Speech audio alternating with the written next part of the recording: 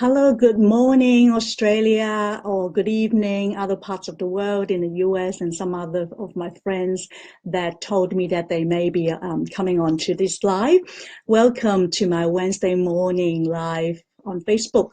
Today, I'm very excited to be sharing with you about your eating personality. And since it's about a couple of minutes before 10, we'll just come on to wait for some people to be joining us. And I've actually got a PowerPoint here, but because I'm looking at my camera and the PowerPoint, I hope that I can see people as you're joining to this live so that I can interact with you.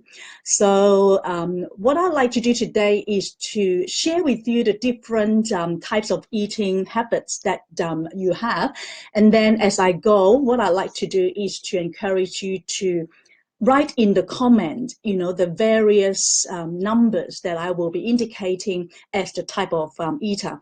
So let's say if I just go through number one is this type and you feel like this is you, then in the comment below, put the number there with the name of the eater, and then perhaps also share with us why do you think you are this type of eaters, as well as why you think that actually trigger your eating habits, as well as how you can improve it.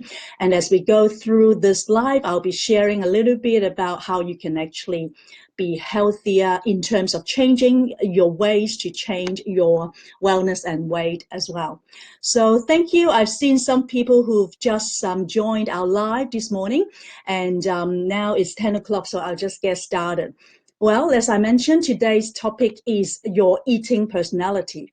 And welcome, and Kitty Chang's my name. Those of you who are on live now would probably know me already because you're my personal friends or fans on Facebook. And just a little bit about myself. I'm a TLS, Transition Lifestyle Wellness and Weight Management coach and trainer. So at the moment, I'm actually training other coaches to be a coach to help others to reach their wellness and weight management goals.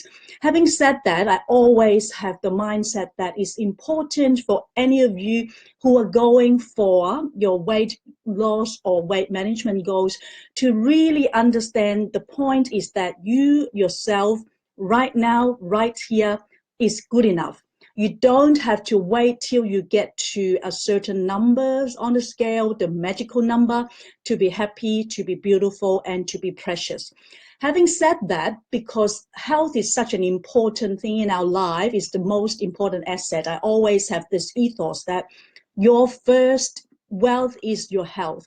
And so then because of that, you want to have really good health and total wellness. So because of that, I always encourage people to get to their weight goal in order to be healthy.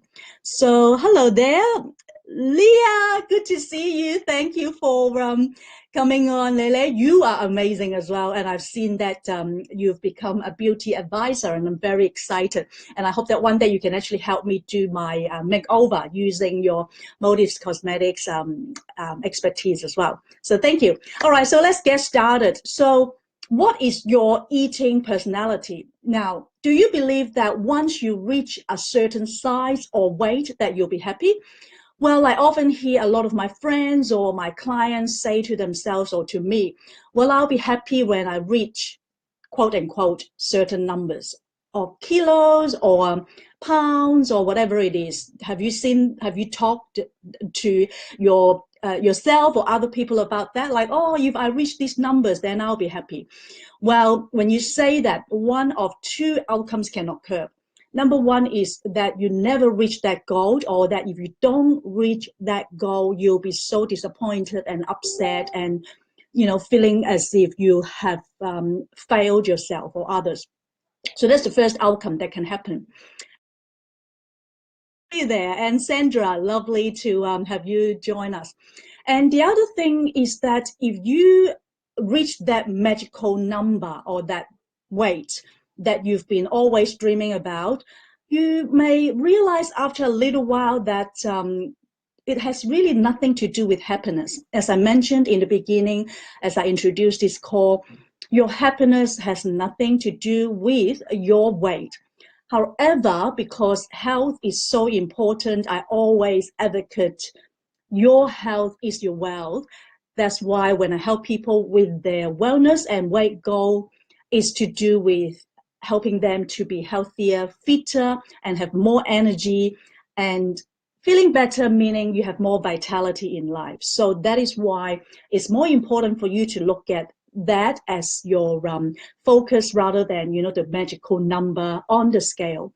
So obviously it's important for you to then, because of that, identify the type of eater that you are, because there are so many things that actually trigger and interfere with us when we make unhealthy food choices or when we overeat. However, it's also crucial, once again, that you don't rely on your goal weight as your reason for happiness. So that's why today, the reason why I'm doing this live is to help you identify the various eating triggers and learn how to begin your journey to become a healthier, fitter, and more happy and energetic you. So I encourage you as we go. I see that there's quite a number of you that are on this live call to ask any question as we speak, and also to have the identify, which I am going to give you 8 different eating personalities. So out of those 8, what do you think is your personality? Or you may have more than one. Then type in the comment below and then we can discuss it. And not only that, I would also like for you to share in the comment why you think that particular eating personality is yours and that you are that eater type, okay? So number one is the stress eater. So before I actually go into it, how many of you on this call, I've seen quite a number of you here, think that you're a stress eater? Just type below, yes, I'm a stress eater.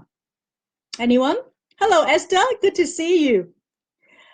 Leah, do you think you're a stress eater? Well, let's have a look.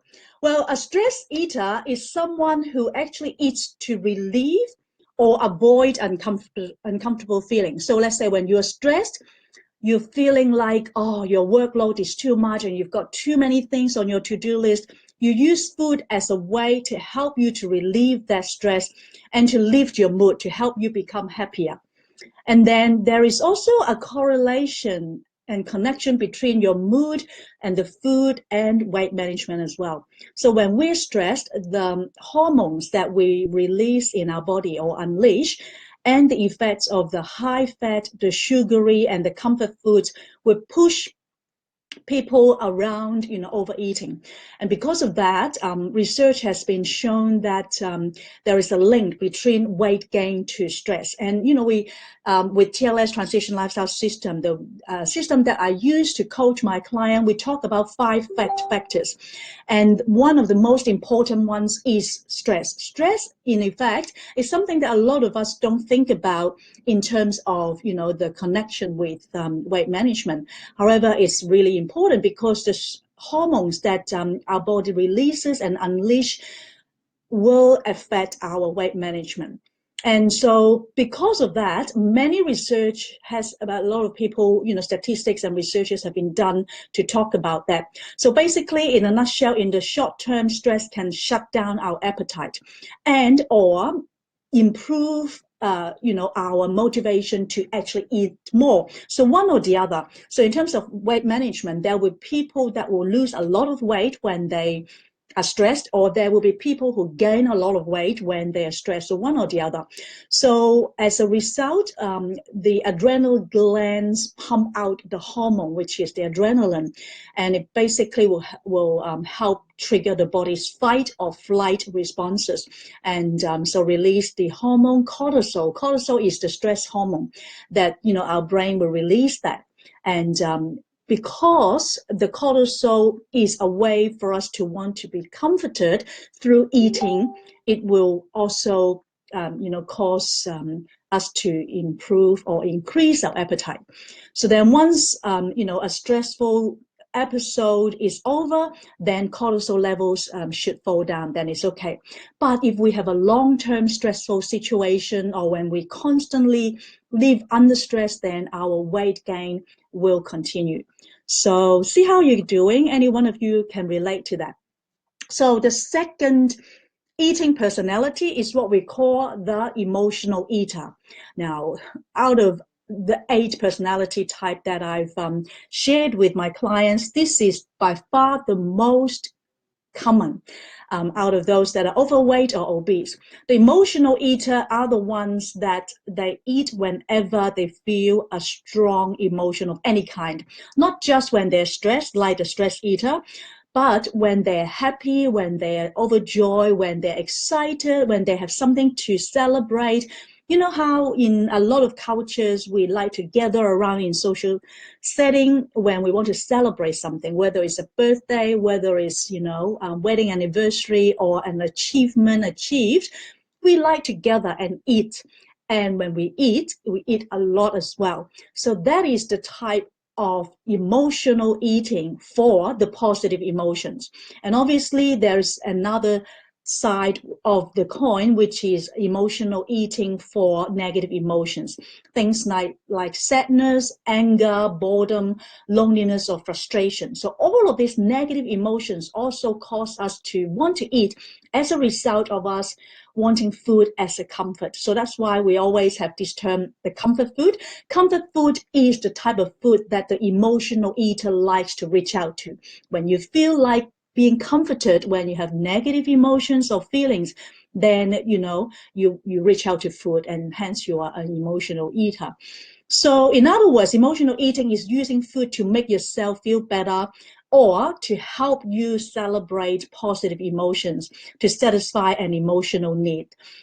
So basically, the food is supposed to help us satisfy our physical hunger. When we're hungry, then we should eat. However, if we eat because of our emotions, then, we may reach for that big burger or that pizza or whatever it is that are not healthy. When you want to celebrate something, say if you have a promotion and you may want to order a pizza to share with your colleagues or your family, or when you're watching TV and you feel bored and you don't have anyone to keep you company, you feel lonely, and you may swing by drive through to get a Macca's burgers or something like that. So when people go through stressful day, you tend to see that they would go through drive through and eat unhealthy junk food as well. So basically, occasionally using food as a pick me up is not necessarily too bad. Like a reward or celebration is okay as well. However, when eating is your primary emotional coping mechanism, when your first impulse is to open your fridge or to go to the supermarket, when you're stressed, or go to, as I mentioned, drive through when you're stressed and upset, then, you get stuck into an unhealthy cycle where the real feeling or the problems that you're facing is never addressed. Or when you're celebrating, you overeat to the point that you're bloated and you drink too much alcohol to a point that, you get so drunk, and then not only tipsy, but drunk to the point that you have hangover the next day. So these are all part of emotional eating or drinking as well.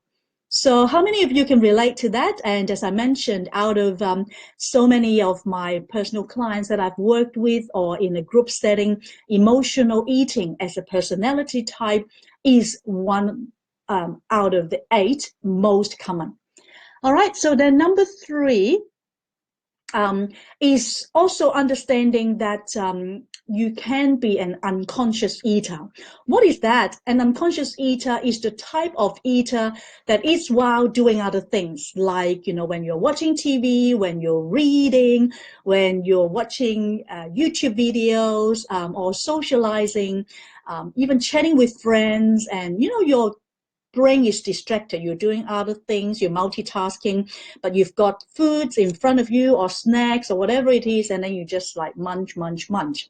Are you that type? Do you do that? I know that for a while I've been doing that. I always have, some snacks in front of me when I'm watching TV, whether it's like, when you're going for a movie, it's a typical scenario that you would bring in some popcorns or chocolates or ice cream, and that is kind of like unconscious eater, to the fact that like you don't think about it, you just put the food into your mouth, and distracted brains really do not know or understand what the mouth is doing. It's true that excess food is often consumed and eaten as a result of us being unconscious eater. So no matter how powerless you may feel over food and your feelings, it's possible to actually make a positive change. You can find healthier ways to deal with all these different situations, whether you are a stress eater, whether you are an emotional eater, or even unconscious eater. You can learn to eat mindfully, and that's why I run workshop also to help people to live mindfully, and that is one of the 5 dimensions of health in terms of your mental health. Mindful eating is a very important part of it. So when you eat, you need to be conscious, meaning that you have the food in front of you, you actually look at the food, you take time out to use your 5 senses to have that interaction with your food, you respect it. What you do then is to see the food, the different colors, the shape, and you also smell the food with the sense of smell. It's a really good idea for you to smell it before you actually put it unconsciously and just going through the motion of eating. And then the third sense is the sound. Obviously, as you're eating, being mindful and being in the present moment means that you're actually understanding the surrounding. Maybe you have some music alongside you to help you to get into a relaxed mode when you're eating, rather than like stuffing the food into your mouth, right? And then the other thing is sensation. Like as you're eating, what is your sense? Ask yourself, am I feeling stressed as I'm eating? Am I feeling really hungry? Because if you are feeling hungry, and that is the only reason that you should be eating, not because when you're feeling emotional, not because you're feeling stressed. So ask yourself, what sort of emotion and sensation am I experiencing? You can touch, obviously, when you're eating, whether you're using knife and fork, or with us Asians, we use chopsticks. You touch the food. As you touch it, the mindful eating experience allows you to experience the texture of the food as you put it. Then obviously you taste it. When you taste it, you taste it slowly and then let it digest into your body. So when you do that, you savor the food. And so that's one of the things in my workshops that I teach people. Mindful living and mindful eating is one part of it. So so this is the third type of personality of eating, and that is the unconscious eating. So are you an unconscious eater? Do you find yourself eating without thinking? All right, so that's the third one. So far, we've gone through 3. I'm yet to see people sort of type under the comment which type you are, whether you're a stress eater, whether you are an emotional eater, or you are unconscious eater. Okay, the fourth eating personality is what we call the feast or famine eater. Well, the feast and famine eater is the eater that eats all day and everything in sight in the evening. So basically, during the day, normally, we advocate having breakfast, lunch, and dinner. And then in between, you can have a couple of good snacks. And if you're actually going through weight loss, because by and large, the TLS clients that I serve, they, are going through weight loss. We always say to have protein and fiber in every meal makes losing weight no big deal. But even for people that don't need to lose weight and you're going through healthy eating lifestyle, which is important for all of us, is to have, all the good food groups. And in my TLS coaching, I teach people about them as well. And you're welcome to contact me if you want to know more about them. But basically, if you think about, the idea of feast and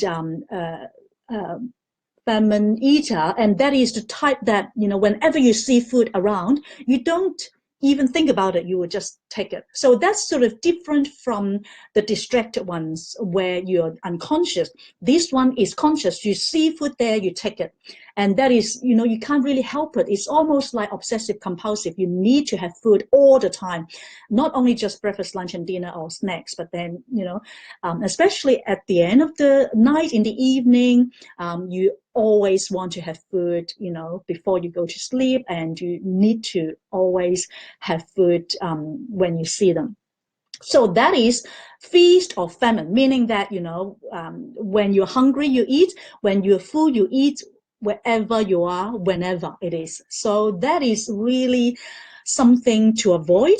I would say that there may be quite a number of people that I've come across that are, feast or famine eater. And the fifth type is what we call the frugal eater. Frugal eater are the ones that don't want to waste food. I know that for quite a number of people, especially elderly people or people that are more in the traditional upbringings. I know that in the Chinese culture, it tends to be like that. My grandparents used to tell me, you need to eat everything on your plate, because the farmers who actually grew this rice, these vegetations, whatever it is, took a lot of effort when they, worked to grow all this foods for you. So we are, taught from a young child, the understanding that you need to eat everything on your plate. You need to clean the plate in every meal. And so you tend to then force yourself to overeat. And so that's the kind of frugal eater. You don't want to waste things. Simply because, you just feel like if you do, you're actually disappointing, yourself and others. It could be like, an ingrained, without even thinking about it, type of training from childhood as well. So how many of you are a frugal eater where when you have food, you want to eat it and finish it? All right, so then the seventh type of eater is what we call the grazer. The grazer are the ones that eat snacks throughout the day. So each portion is very small. It may not even be like main meals, but like little bit of snacks that you will be eating. So because you eat small portion as you go throughout the day, it's very easy to underestimate the total calories and the types of food that you've eaten. And so it all adds up. So because of that, then you tend to overeat, as time goes on. So that's the grazer. And so these are the seven that we've talked about. Hello, Bill. Good morning. Good to see you here again. Are the seven ones that I've mentioned about are the ones that are not the best type of eaters, because each of them have their negative consequences as a result of either overeating or eating unhealthily or choosing the types of food that are not necessarily the best for your body. So finally, the best type of eater is obviously the ideal eater. The ideal eater normally listens to their bodies. As I mentioned, they know how to eat mindfully, and they listen to your body's cues, and they use food for fuel. For fuel, meaning when you're hungry, you eat, and not for feelings. Not like the emotional eater or the stress eaters, where they eat when they have emotions and or when they have feelings. And they're more flexible with food choices, and they know that, what is the best type of food for them. So we have different types of menu plans available for different people according to their questionnaire and personality type, which is the food dietary requirements, because all of us is different. There is no one size fits all.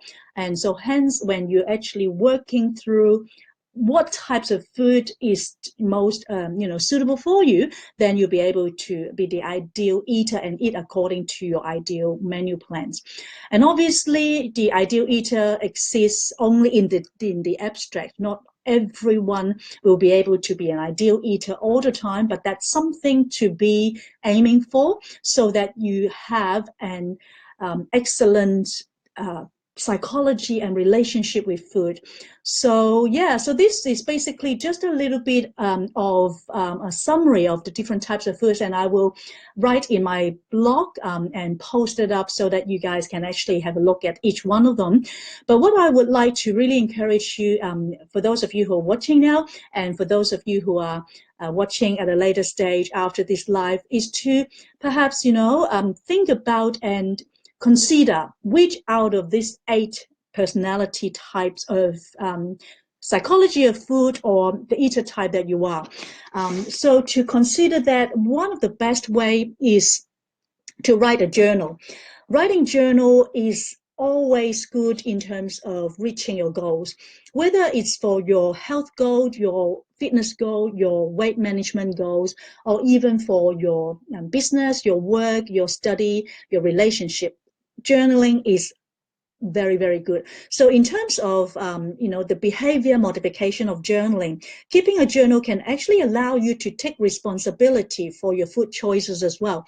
So when you write a journal, it's not only so much about, the personality type of eating type that you are, for you to lose weight to your ideal weight. And you also need to consider what we call using a Tanita scale to measure your body composition. So to be healthy is not only the numbers on the scale, it also considers your body fat percentage, your water percentage, your visceral fat percentage, as well as, your muscle mass, your bone mass, your physique, which is, how your body looks, as well as your metabolic age. Because your biological age may be, certain age, your metabolic age would be different. If your metabolic age is younger than your biological age, that means you are healthier. Meaning that by the time the food goes in, when it's digested and absorbed, it will then be converted into energy. How quickly it is will determine your metabolic age. So I've had a lot of clients after doing our TLS 21-day program. They may lose 2 to 9 kilos, but that's not the ultimate way for us to measure their health. The ultimate is all of these things, including, metabolic age is one of the most important, because if you're able to improve your metabolism and boost it, your metabolic age will go down, then you'll be healthier.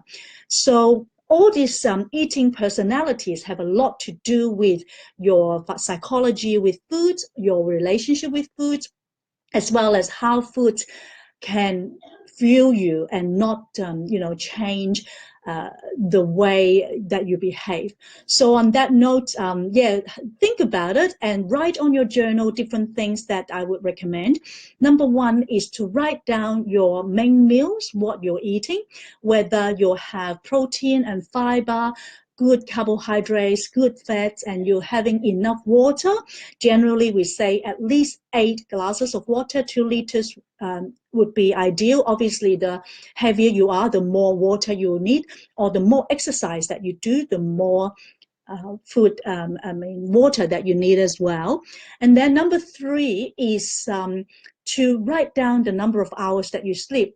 Generally, you need to sleep at least 7.5 hours to at least 8.5 to be adequate. Some people may need less, some may need more, and but it's important that you have enough rest. You may not have enough sleep over the night, but then during the day, if you can have some rest, and that's important as well. And that goes to your self-care, meaning you need to take time out to rest and regroup and to relax. And, that's also very important. In your journal, it's also good to write down your feeling and your thinking as to how you are looking after your body. And in my book, Juggling Health and Wealth, How to Keep All Your Balls in the Air Successfully, is launching this next week. And I'm going to be able to share more with you through the book. And if you want to purchase that, I'll put in the link for you to purchase. In that, I talk about 5 dimensions of health. That includes your spiritual, your mental, your emotional, your body, which is your physical health, and your social health. Social health is to do with your relationship with the people around you, your loved ones, your community, your friends and family. So to be healthy is not just about foods. exercise and mindset. Obviously, that is a very crucial part of it, but the other dimensions as well. So as we go in the next little while, if you read my book as well as go on to my training, webinar, and workshops, which I will inform you, you'll be able to learn more. So if you have any question, feel free to ask and put in the comment, and I will come back and share with you. But in the meantime, thank you for those of you who are on live with me. Thank you, Bill, and thank you, Will, Min, Nelly. Hi, Nelly. Nelly, my neighbor. Good to see you here as well. And Nick, Nick, good to see you here. Nick is my graphic designer. And Muriel. So yeah, thank you, and thanks again, everyone, for taking this time out to share with me and understanding your eating personality. And to close off, I would like to give you a very good offer, and that is, if you're interested in talking to me one-on-one, I'm opening 2 30-minute personal call, whether it's through Zoom or a Skype call or on the phone or Facebook, this week and next week. So I can have 4 half-an-hour sessions with you one-on-one to determine with you your personality type. And I also have what we call a true hunger test. It's very important for you to really understand your hunger, because when you eat with all these different personality types, you eat without thinking. You don't really know whether you're hungry. Then you're in danger of going through bad choices of food and eating more than you should. So because of that, I have this true hunger test that I put together that I can work with you, and then from there we can go and see how you can improve your eating habits, or to go from whatever eating personality or psychology that you are to becoming more and more an ideal eater. So thank you, Donna, for good to see you there, for your comment, for your encouragement. I'm glad that you find value in my message, and I'm looking forward to also learning from you through your unlikely marathoner, because as much as we talk about food, exercise is also very important, and mindset, and Donna is the lady to learn from. So yeah, in a few weeks, both Donna and myself will be launching our book through our launch in Melbourne here. So support us, and for those of you who are in Melbourne. All right, so until next time, take care, and thank you again for being live with me today. Bye-bye.